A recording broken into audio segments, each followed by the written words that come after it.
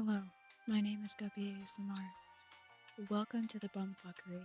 This is a different style of video that I may or may not continue in case this is something that you guys really like, because it doesn't require me getting ready, which is a great start.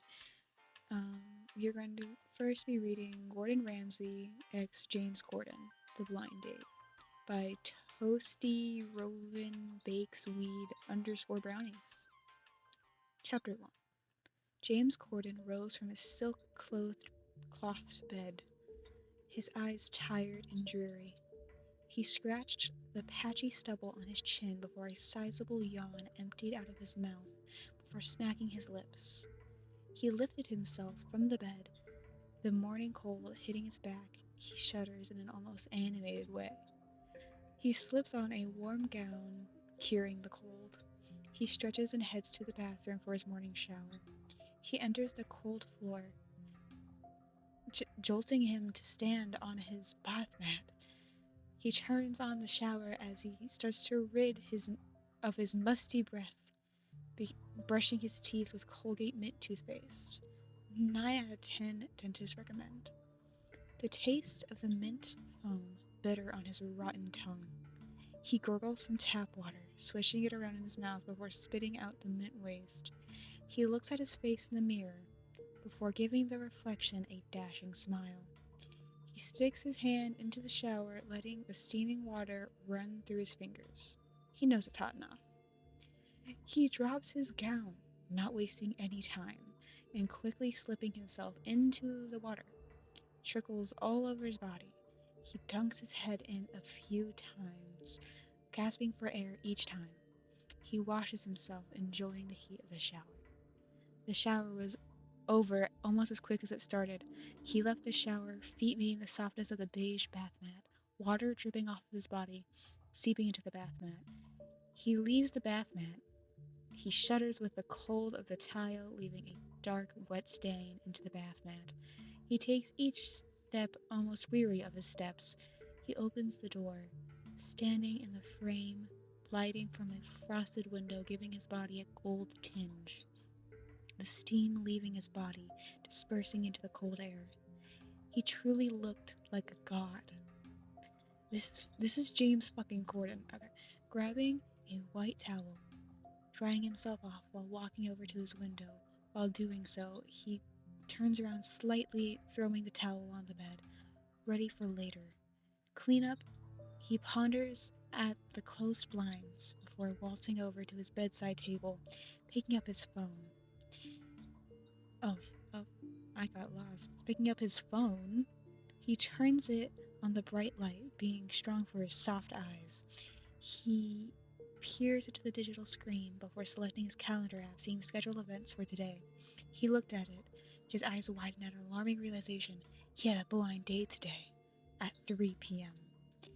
His head snapped at his alarm clock. 2:30 p.m. Oh, why did he have to awake so late? He contemplated for a moment before panic set in.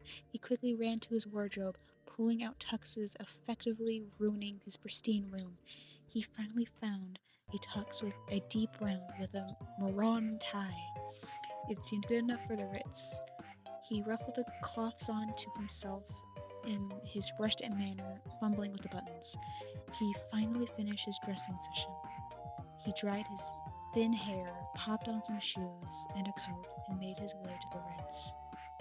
James finally arrived at the Ritz. He checked himself in the car mirror to calm his nerves. He huffed his shame and left his car slamming the door behind him. He enters the restaurant and Nance, James Charles, gives him a surprise hug. James' face lights up at the sight of his best friend and he giggles. Hey James, why are you here? James Corden questioned.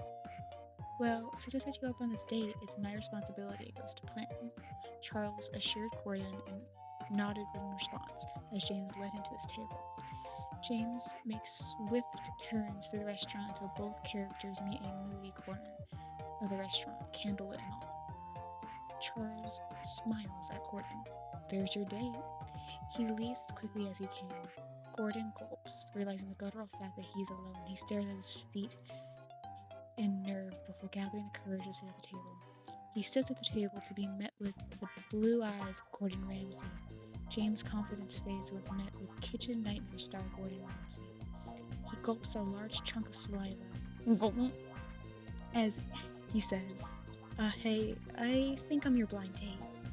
In a shaken tone, Gordon smirks and replies in a confident, flirtatious tone, I guess you are handsome. James almost immediately flusters. He fumbles, fidgeting with his hands on the table. Gordon reaches his hands over, rubbing James's hand in comfort. It's okay. I'm too lazy to write the rest of the combo, so I might just place a time skip to 6 p.m. Great.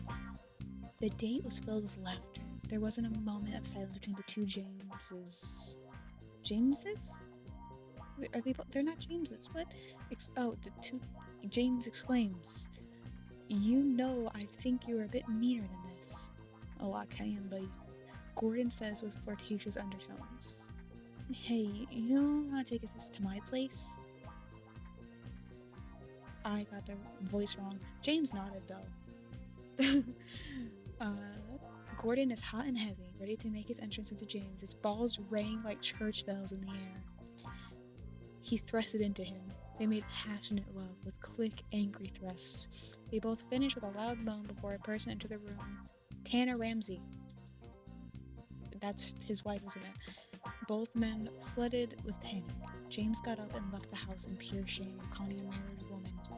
His guilt flooded him as he ran naked into the streets. Cheeks clapping. That wasn't added, but I think it should be. Our next fanfiction of the night is Stoner Sands, published by Ghosted Writer. Smoke filled the small bedroom that Sands occupied in the brother's home. The windows, door, and vents were closed intentionally. Clothes stuffed in the cracks of his door frame to stop the smoke from escaping. He was determined to hotbox this bitch. Papyrus always got angry when Sands smoked in the house, so he'd be furious when he opens the door and discovers what Sands had been working on. Sands made sure to prepare all his supplies before he committed to filling the room with smoke. Those important survival essentials consisted of a shit ton of food and plenty of water. That's all. What more could he need? Nothing. The array of different snacks sat in a pile on his bed, just waiting to be dove into when the cravings kicked in. Papyrus already knew what his older brother was smoking.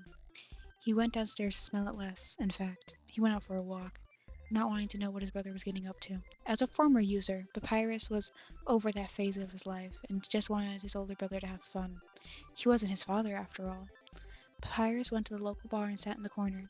He still battled with other substance use, that being drinking and any minor inconvenience.